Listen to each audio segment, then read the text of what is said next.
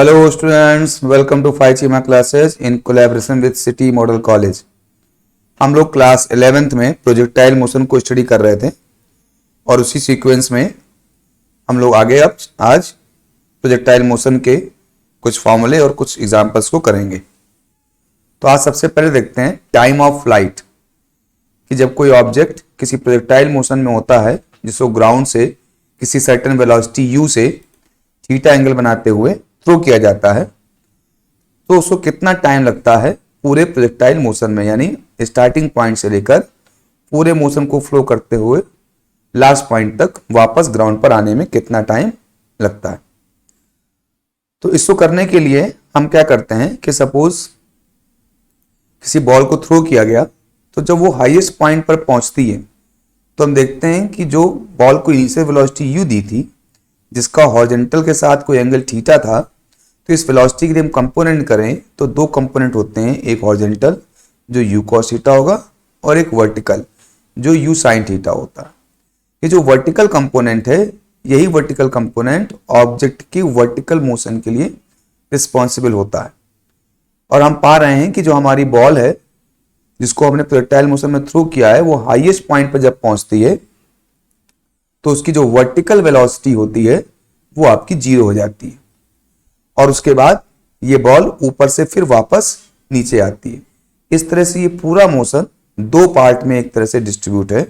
एक part initially जब उसको थ्रो किया गया तो मैक्सिमम हाइट पर पहुंची, वहां पर उसकी वर्टिकल वेलोसिटी 0 हो गई, फिर वहां से वो वापस ग्राउंड पर आई। तो इस तरह से दो पार्ट में जो टाइम पूरा लग रहा है उसी को हम कहेंगे time of flight.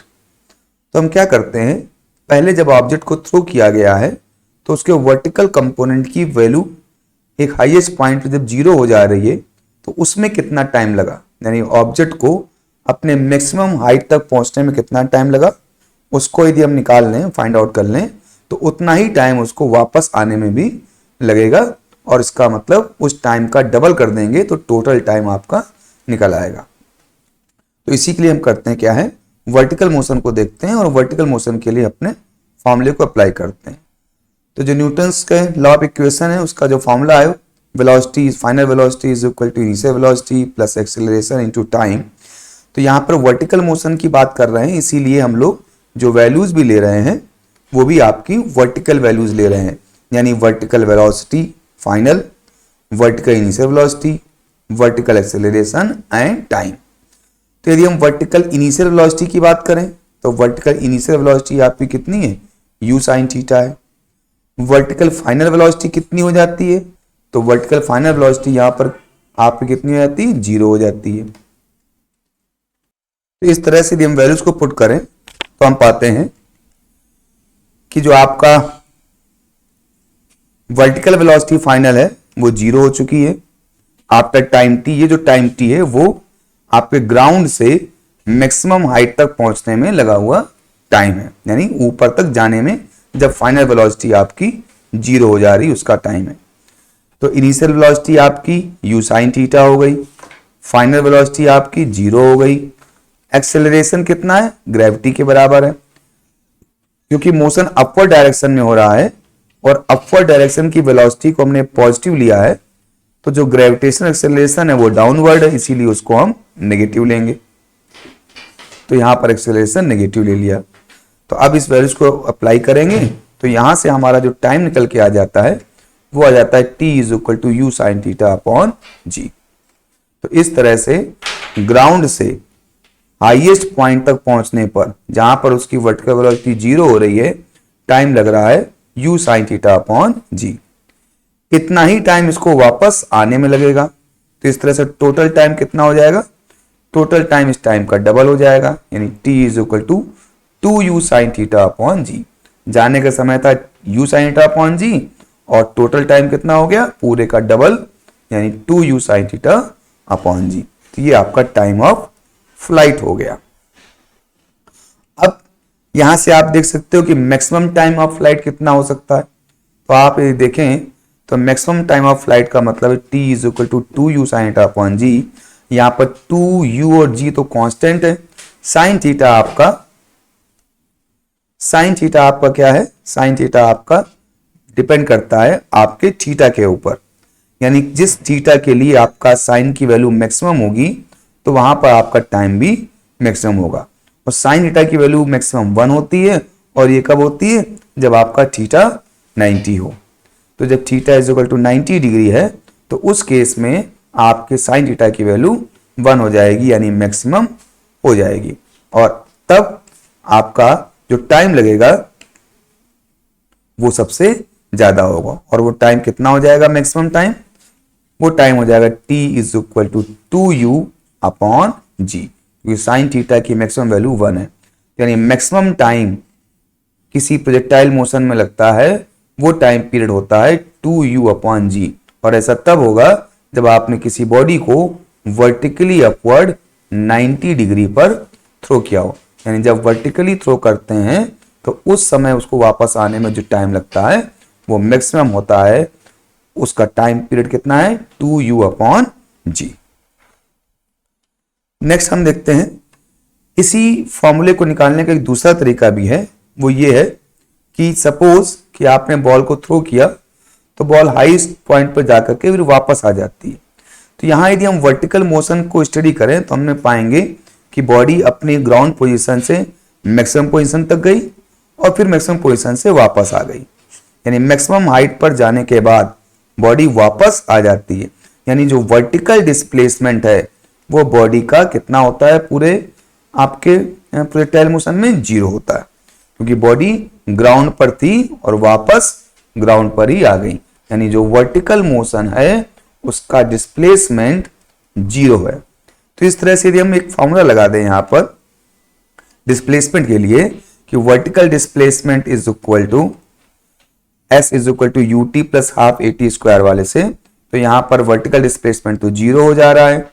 Vertical velocity हमारी कितनी है, u साइन थीटा है, टाइम t है, माइनस इसलिए क्योंकि जो एक्सेलरेशन है आपका वो वर्टिकली डाउनवर्ड है और वो नेगेटिव लेंगे, क्योंकि अपवर्ड डायरेक्शन में आपकी वेलोसिटी है और वो हमने पॉजिटिव मानी है, तो डाउनवर्ड डायरेक्शन की जो वैल्यू होगी जी वो नेगेटिव होगी।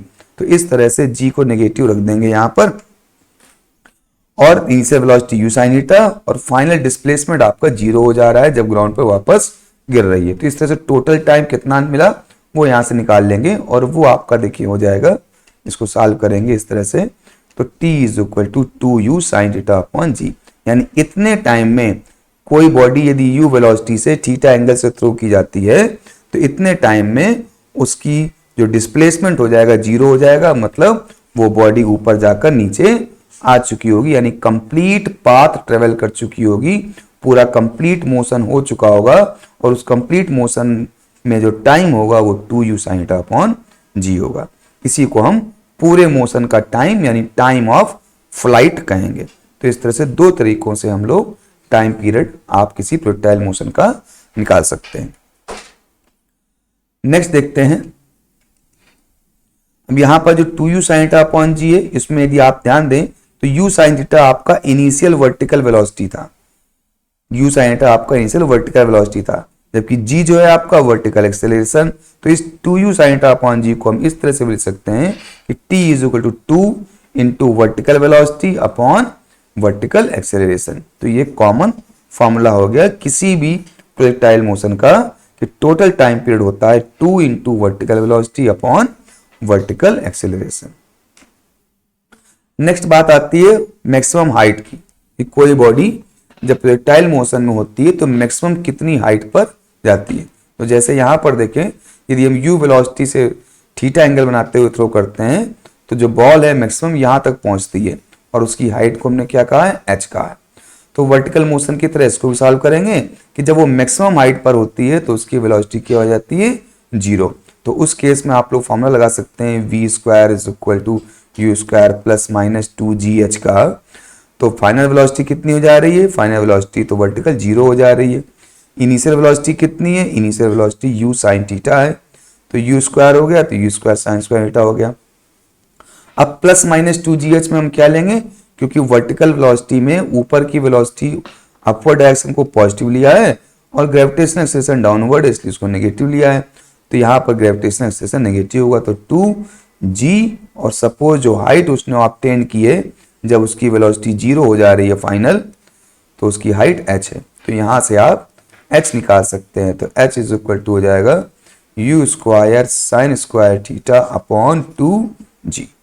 तो ये आपका हाइट का फॉर्मूला आ गया किसी प्रोजेक्टाइल मोशन में। अब यहां पर u मैक्सिमम कब होगा, तो मैक्सिमम के लिए फिर से देखिए कि व्हेन साइन थीटा की वैल्यू जब मैक्सिमम होगी, और साइन थीटा की वैल्यू मैक्सिमम 1 होती है, और वो कब होती है, जब थीटा आपका 90 होगा। तो इस प्रकार से जो h मैक्सिमम होगा वो हो जाएगा u स्क्वायर अपॉन 2g। तो ये किसी प्रोजेक्टाइल मोशन में मैक्सिमम पॉसिबल हाइट है, और वो तब होती है जब थीटा इज इक्वल टू 90 होता है। अब इसी को आप चाहें तो एक और तरीके से लिख सकते हैं कि h is equal to u square sine square theta का मतलब क्या है, u साइन थीटा तो वर्टिकल कंपोनेंट ऑफ वेलोसिटी है, यानी h is equal to u y square upon 2ay, यानी मैक्सिमम हाइट जो ऑब्टेन्ड होती है प्रोजेक्टाइल मोशन वो वर्टिकल वेलोसिटी का square upon 2 into vertical acceleration. तो इस तरह से आप किसी प्रोजेक्टाइल मोशन में मैक्सिमम हाइट को निकाल सकते हैं या हाइट को निकाल सकते हैं। ठीक है, नेक्स्ट देखते हैं हॉरिजॉन्टल रेंज, यानी जब कोई ऑब्जेक्ट किसी प्रोजेक्टाइल मोशन में होता है तो उसकी जो हॉरिजॉन्टल डिस्टेंस होती है उसको हम कहते हैं रेंज। तो हॉरिजॉन्टल रेंज किसी प्रोजेक्टाइल मोशन में कितना होता है।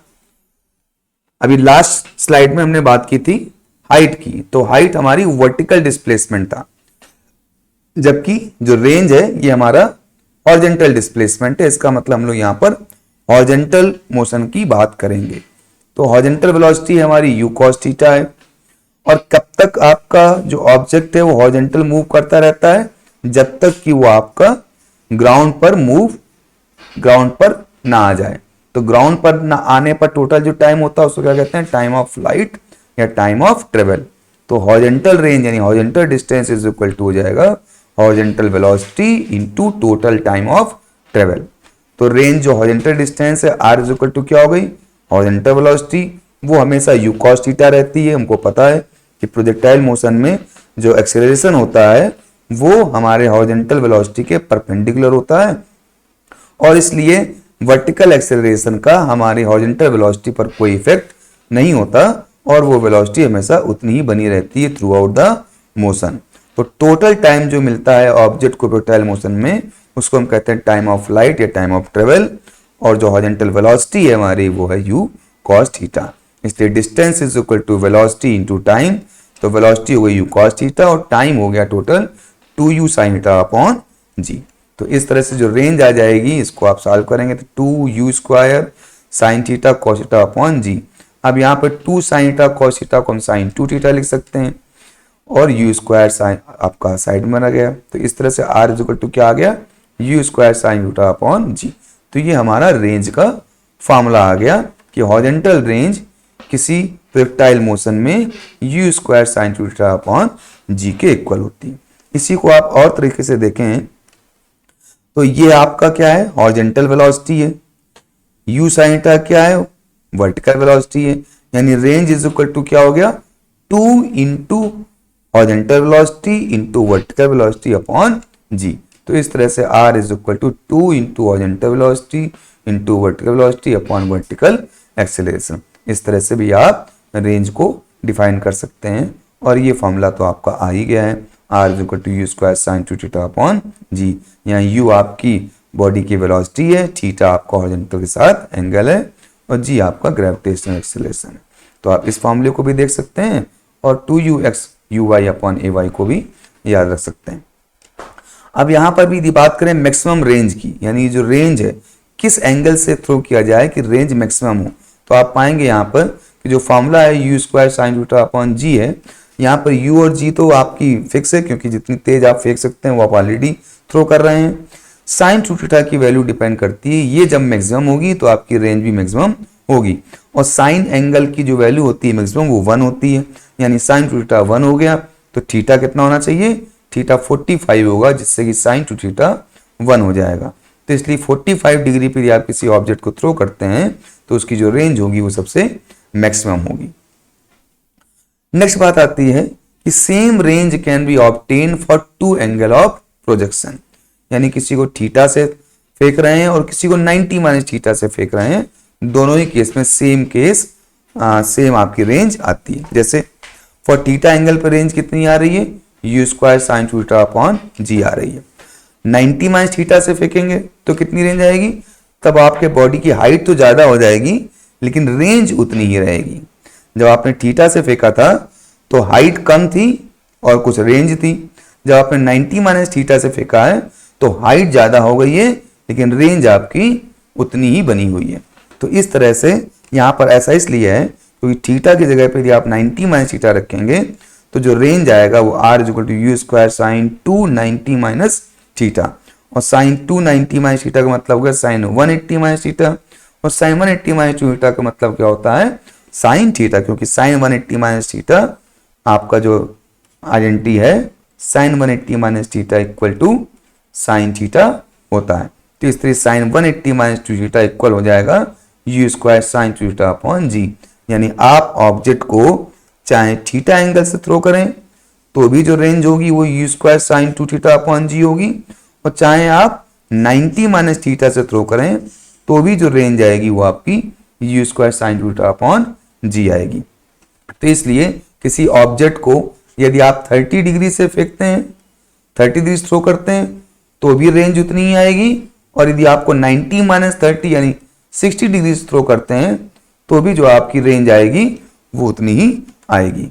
ठीक है, तो इस तरह से आप यहां पर देख पाएंगे कि आप थीटा डिग्री से फेंकें या 90 माइनस थीटा डिग्री से फेंकें, दोनों के केस में ही आपकी जो रेंज होती है वो यू स्क्वायर साइन थीटा ही अपॉन जी ही रहती है। नेक्स्ट है आपका पाथ ऑफ प्रोजेक्टाइल, यानी जब किसी ऑब्जेक्ट को आप थ्रो करते हो किसी यू वेलोसिटी से थीटा एंगल के साथ में, तो उसका जो मोशन होता है वो किस प्रकार का पाथ रिप्रेजेंट करता है। तो यहां पर जैसे हम फिर से देख रहे हैं कि यू वेलोसिटी से थीटा एंगल हॉरिजॉन्टल से थ्रो किया जा रहा है, तो उसके दो कंपोनेंट हो गए वेलोसिटी का, एक कंपोनेंट यू कॉस थीटा और एक कंपोनेंट यू साइन थीटा हो गया। तो अब इसका पाथ यदि देखना है किसी मोशन का तो हम क्या देखते हैं कि किसी एनी टाइम मोमेंट पर उसकी पोजीशन क्या होगी, और उस पोजीशन को जैसे यहां पर यदि आपके बॉल थ्रो किया जाए तो यहां पर पहुंचती है जो कि हॉरिजॉन्टल एक्स डिस्टेंस है और वर्टिकल भी यहां पर कोई ना कोई डिस्टेंस होगी। तो यदि हम हॉरिजॉन्टल और वर्टिकल जो डिस्टेंस ये ट्रेवल कर रही है उनके बीच में एक रिलेशन बना लें, एक्स और वाई के बीच में एक रिलेशन बना लें, तो वो जो रिलेशन होगा वो इसके मोशन के पाथ को रिप्रेजेंट करेगा। तो यहां पर पाथ ऑफ प्रोजेक्टाइल का मतलब यही है कि किसी बॉडी को जब हम थ्रो करते हैं यू वेलोसिटी से थीटा एंगल के साथ में, तो उसकी हॉरिजॉन्टल और वर्टिकल डिस्टेंस किस तरह से चेंज होती हैं और उनके बीच का जो रिलेशन है वो रिलेशन कैसे मोशन को रिप्रेजेंट करता है। तो हम यहां पर क्या करेंगे, किसी बॉडी को जिसको यू वेलोसिटी से थीटा एंगल के साथ थ्रो किया जा रहा है उसका किसी टाइम टी पर जो हॉरिजॉन्टल वैल्यू होगी और जो वर्टिकल वैल्यू है उनके बीच का एक रिलेशन डेवलप करना है। तो पहले हम हॉरिजॉन्टल मोशन की बात कर रहे हैं कि सपोज बॉडी को यू वेलोसिटी से थीटा एंगल से थ्रो किया गया है, तो जो उसका हॉरिजॉन्टल कंपोनेंट है यू कॉस थीटा, उसकी वजह से कुछ वो डिस्टेंस हॉरिजॉन्टली ट्रेवल करेगा टी। जैसे यहाँ पर बॉल तो इस पोजीशन में पहुंची है लेकिन उसकी कोई ना कोई एक हॉरिजॉन्टल डिस्टेंस है, तो उस हॉरिजॉन्टल डिस्टेंस को निकालने के लिए हमारे पास फॉर्मूला है हॉरिजॉन्टल वेलोसिटी इनटू टाइम। तो हॉरिजॉन्टल वेलोसिटी तो यू कॉस थीटा है और टाइम टी हो गया। ठीक है, तो इस तरह से आपका टाइम देखें तो टाइम क्या हुआ, t is equal to x upon u cos theta, यानी एक्स डिस्टेंस हॉरिजॉन्टल ट्रेवल करने में जो टाइम लगा वो t is equal to x upon u cos theta हो गया। अब इसी टाइम में वाई डिस्टेंस कितनी ट्रेवल करी है, क्योंकि इसी टाइम पर बॉल यहां पर पहुंची है तो हॉरिजॉन्टल तो एक्स डिस्टेंस ट्रेवल करी, तो distance horizontal velocity into time हो गया, और इतने ही टाइम में वर्टिकल वैल्यू भी ट्रेवल करी, तो वर्टिकल वैल्यू के लिए हमको फॉर्मूला लगाना पड़ेगा y is equal to u t minus half g t square. ऐसा इसलिए क्योंकि वर्टिकल के केस में यहां पर एक्सेलरेशन वर्क कर रहा है, हॉरिजॉन्टल केस में कोई एक्सेलरेशन वर्क नहीं कर रहा था, इसीलिए simply distance is equal to velocity into time का फॉर्मूला यूज कर लिया। लेकिन जब वर्टिकल मोशन की बात कर रहे हैं तो वर्टिकल डिस्प्लेसमेंट लगाने के लिए हमको formula y is equal to u t minus half g t square लगाना पड़ेगा, क्योंकि यहां पर एक्सेलरेशन वर्क कर रहा है। और जब वैल्यू पुट करेंगे तो vertical value y is equal to हो जाएगा initial vertical velocity into time minus half g t square. Values को पुट कर दें तो वर्टिकल वेलोसिटी तो u साइन थीटा है, vertical velocity u sine theta है, और t अभी हमने यहां से निकाला है। हॉरिजॉन्टल डिस्टेंस यदि x ट्रेवल कर रहा हो तो वहां से यदि हम टाइम निकालें, इसको हम इसलिए पुट कर रहे हैं जिससे कि जो रिलेशन आए वो y और x के बीच में आ जाए, क्योंकि हमको y और x का रिलेशन चाहिए, यानी हॉरिजॉन्टल डिस्प्लेसमेंट और वर्टिकल डिस्प्लेसमेंट का रिलेशन चाहिए। इसीलिए हॉरिजॉन्टल डिस्प्लेसमेंट वाले टर्म से हमने t की वैल्यू निकाल करके यहाँ पर रख दी है, जिससे y और x के बीच में एक रिलेशन डेवलप हो सके। Minus half g t square, t की वैल्यू फिर से x upon u cos theta square. अब इसी को सिंप्लीफाई करेंगे तो y is equal to u sine theta into x upon u cos theta, तो u से u कैंसिल हो जाएगा, x tan theta minus half जी और इसका स्क्वायर तो x square upon u square cos square theta. तो ये एक रिलेशन आ गया आपके वर्टिकल वैल्यू y और हॉरिजॉन्टल डिस्प्लेसमेंट x के बीच में।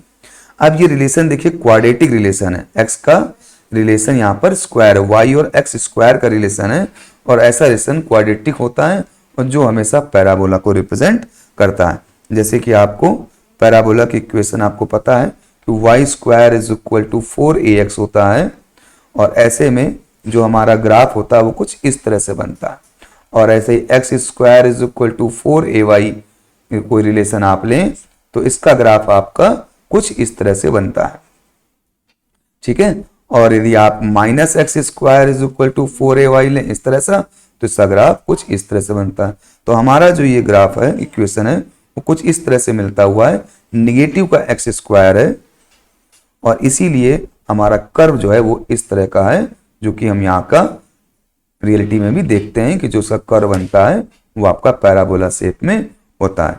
तो वो यहाँ पर हमने मैथमेटिकल इक्वेशन को देख के पता कर लिया, क्योंकि यहाँ पर relation y proportional to minus x square का है, और ऐसा फंक्शन हमेशा आपके इस तरह के पैराबोला को रिप्रेजेंट करता है। तो इस तरह से इक्वेशन के क्वाड्रेटिक इक्वेशन होने की वजह से हम ये कह पाए कि यहाँ पर ये पैराबोलिक मोशन होगा, जो कि हम होते हुए भी देखते हैं।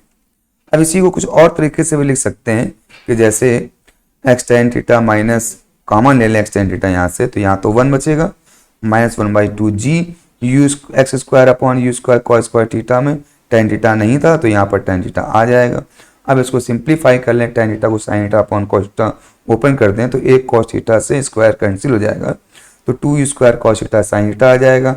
और यहाँ पर आप देखिए इस जी को जो आपका ऊपर लिखा हुआ है, इस जी को यदि आप नीचे लिखें तो अपॉन जी हो जाएगा, तो ये 2 square cos theta sine theta upon G जो है ये आप लिख पाएंगे u square sine theta upon G, और ये वैल्यू आर की होती है, जो आपने आर रेंज निकाला था कि u square sine 2 theta upon g value आपकी आर की होती है।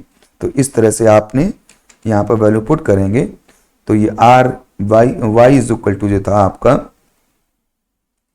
जो y इज इक्वल टू था x टाइन थीटा कॉमन हो गया, और 1 minus x upon u square sine theta upon G, जिसको कि हम रेंज कहते हैं। तो एक नया रिलेशन आ गया y is equal to x 1 minus x upon r, क्योंकि इसकी जगह पे आपने क्या लिख दिया, रेंज लिख दिया, और into tan theta.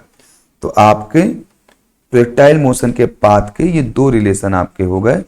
First relation से हमने ये देख लिया कि हमारा जो ये क्वाड्रेटिक इक्वेशन है, इसलिए जो इसका पाथ होगा वो पैराबोलिक होगा, और एक दूसरे सेकंड रिलेशन को और मॉडिफाई कर दिया, रिफाइन किया, तो y is equal to x 1 minus x upon r into tan theta के फॉर्म में आपका रेंज हॉरिजॉन्टल वैल्यू और वर्टिकल वैल्यू के बीच का एक रिलेशन डेवलप हो गया। तो इस तरह से हम लोगों ने यहाँ पर पाथ ऑफ प्रोजेक्टाइल को प्रूव किया कि वो पैराबोलिक होता है। अब यहाँ पर एक चीज और इफेक्टिव होती है कि सपोज यहाँ पर एयर चल रही हो, एयर फ्लो हो रही हो, तो एयर के अपथ्रस्ट की वजह से जो हॉरिजॉन्टल वेलोसिटी है उसमें कुछ चेंज आ जाता है। यदि एयर आगे की ओर चल रही है तो आपका पैराबोलिक मोशन कुछ इस तरह से हो जाएगा और आगे हो जाएगा। वर्टिकल वेलोसिटी तो उतनी ही रहेगी, लेकिन थोड़ा आगे की ओर मूव कर जाएगा। ऐसा क्यों? क्योंकि वर्टिकल जो आपकी हॉरिजॉन्टल वेलोसिटी है वो आपके एयर ड्रैग की वजह से इंक्रीज कर गई। वहीं यदि एयर अपोजिट डायरेक्शन में चल रही है तो आपका जो हॉरिजॉन्टल वेलोसिटी है वो कुछ रिड्यूस कर जाएगी, यानी रेंज आपकी कम हो जाएगी। वर्टिकल जो हाइट है उसमें कोई फर्क नहीं पड़ेगा, वर्टिकल हाइट आपकी उतनी ही रहेगी, लेकिन जो हॉरिजॉन्टल रेंज होगी वो आपकी कम हो जाएगी। तो इस तरह से जो एयर ड्रैग का इफेक्ट होता है वो आपके एक्चुअल पाथ पे इस तरह से हो जाता है कि सपोज एयर यदि फ्लो कर रही है अपोजिट डायरेक्शन में, तो आपकी जो रेंज हो जाएगी वो कम हो जाएगी। हाँ, वर्टिकल डिस्टेंस आपकी उतनी ही रहेगी, क्योंकि जो आपकी वर्टिकल वैल्यू है उसको आपको इफेक्ट नहीं, ग्रेविटी से उतना ही हो रहा है, आपके ड्रैग फोर्स का कोई इफेक्ट नहीं हो रहा है, क्योंकि ड्रैग फोर्स आपका वर्टिकल डायरेक्शन ना लग करके हॉरिजॉन्टल डायरेक्शन में लग रहा है। इसलिए जो आपकी हॉरिजॉन्टल वेलोसिटी इफेक्ट होगी और उसकी वजह से आपकी रेंज जो है वो कम या ज्यादा हो जाएगी, लेकिन जो आपकी वर्टिकल हाइट है उसमें कोई चेंज नहीं पड़ेगा। तो ये इस तरह से हम लोगों ने आपके, लेकिन एक्चुअल में क्या होता है कि जब एयर ड्रैग कंसीडर करते हैं तो एयर ड्रैग आपके किसी वेलोसिटी को जब किसी एंगल से थ्रो करते हैं तो वो हॉरिजॉन्टल वेलोसिटी को भी इफेक्ट करती है, और साथ साथ वो एयर का रेजिस्टेंस आपके वर्टिकल वेलोसिटी को भी इफेक्ट करता है। इसीलिए इन प्रैक्टिकल जब हम देखते हैं तो जो आपका ग्राफ, जो आपका पैराबोला का शेप बनता है उसमें हॉरिजॉन्टल वेलोसिटी भी इफेक्ट हो रही है, इसलिए रेंज भी इफेक्ट होती है, और वर्टिकल वेलोसिटी भी एयर ड्रैग की वजह से, एयर रेजिस्टेंस की वजह से इफेक्ट होती है, इसलिए हाइट भी इफेक्ट होती है।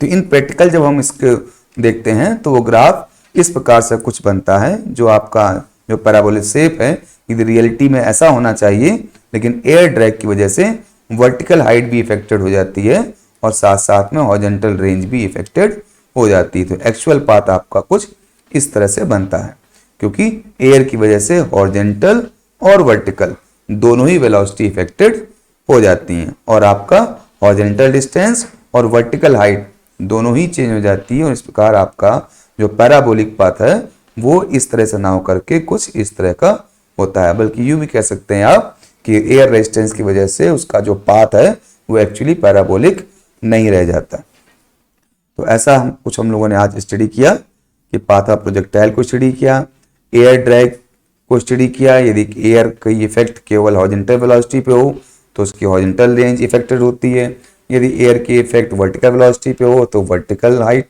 इफेक्ट होती है। लेकिन प्रैक्टिकली हम देखें तो एयर का रेजिस्टेंस दोनों ही वेलोसिटी को इफेक्ट करता है, इसलिए उसकी जो रेंज होती है और जो उसकी हाइट होती है वो दोनों ही इफेक्टेड हो जाती हैं, और उसका एक्चुअल पाथ कुछ इस तरह का हो जाता है। तो आज के लिए इतना ही, नेक्स्ट टर्न पर फिर मिलेंगे, तब तक के लिए bye bye and take care.